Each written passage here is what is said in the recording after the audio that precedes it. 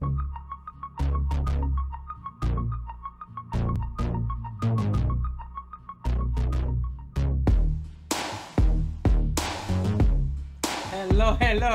YouTube, welcome to this channel. If this is your first time, you're welcome to the channel. I appreciate you spending that time, to watch these videos. Okay, they are for entertainment purposes only. They are not advised to buy or sell any stock.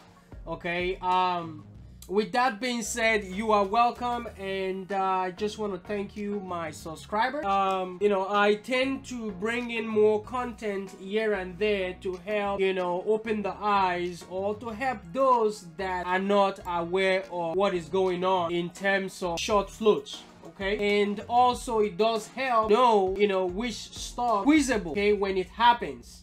Take for example ROKT.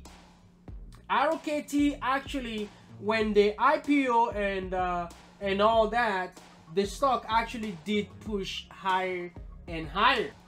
So here's pretty much a quick look at what happened when they IPO at this spot right here. So the IPO, I think August 6th 2020, and all of a sudden it just pushed all the way from this 17th spot to the highs of 2280 or so, ran it up to 2280, and then the following day it gaps up, and the third day it just pulled back down.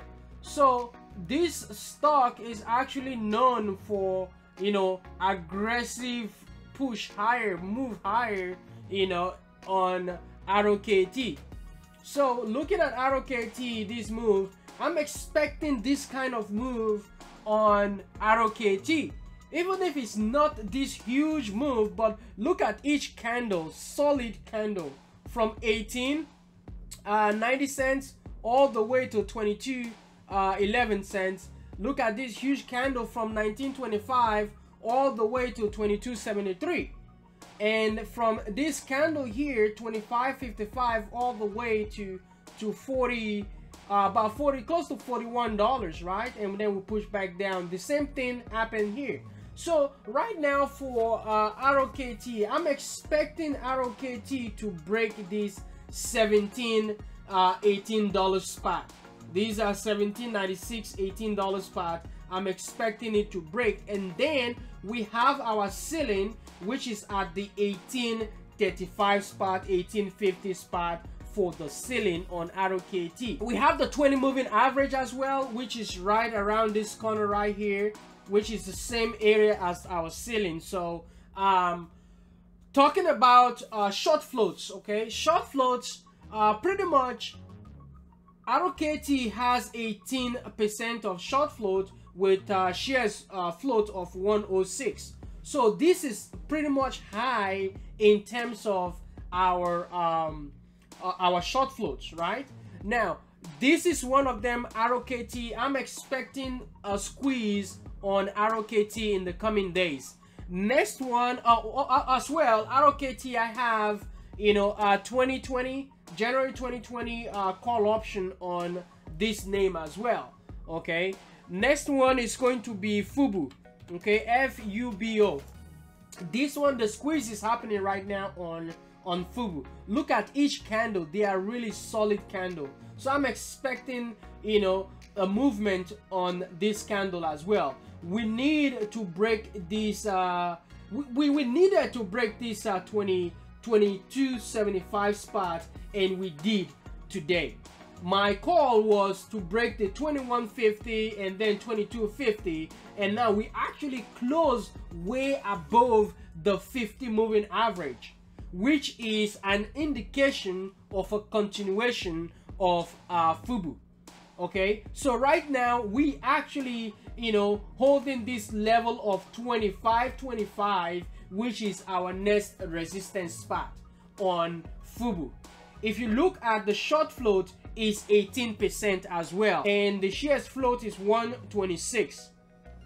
So with that being said, I'm looking for stocks that are within greater than 15% short float, and In order to look for that, I use this FinVis scanner to look for that kind of stocks, and also look for technical patterns. The reason why I got into FUBU at this level of $20 is because FUBU is actually holding, we were actually consolidating around that 20 moving average. Every time a stock consolidates around 20 moving average, there is a very high tendency that we will continue pushing higher. But if it doesn't, we will just pull back to the next support area. That is what happened right here on FUBU. We consolidated for like what, 3 days, 4 days, and then we broke the 20 to pull back down to the next level of support. Next, we tried to pull higher, we couldn't, we pull back, and then we regain the 20 spot. Consolidation right here around this little box right here. We just broke out of this spot, and I believe FUBU will continue pushing higher. The next one is going to be PLT Arrow. PLT Arrow is Palantir technology. Cathy Wood has been buying the hell out of these stocks, right? So, you know, for her buying this stock, indication of a short squeeze coming. I have been buying Palantir since the $18, $17, $18 spot, right? The reason is because, you know, I still somehow have some, you know, believe in Cathy Wood and how she's positioning her funds to, you know, to capitalize on the gain in the technology world. The reason is because technology is still gonna rule no matter what. So I don't see any reason for people or individual or retailers taking their money off technology. Technology is still gonna be there. You cannot compare the world back in the 1900s to today. Okay, technology has taken place. Technology has actually, you know, things has actually improved because of technology. So as a result, what I'm doing here is I will continue to add position until Palantir get back to the $30 spot on this name. Overall, we need to break this 5th moving average spot. If we can, you know, get higher, we should be all right. The level of resistance, which is our ceiling, is coming in as 2260, 2250. Okay, I will just round it up to 2250. That is going to be our level of resistance.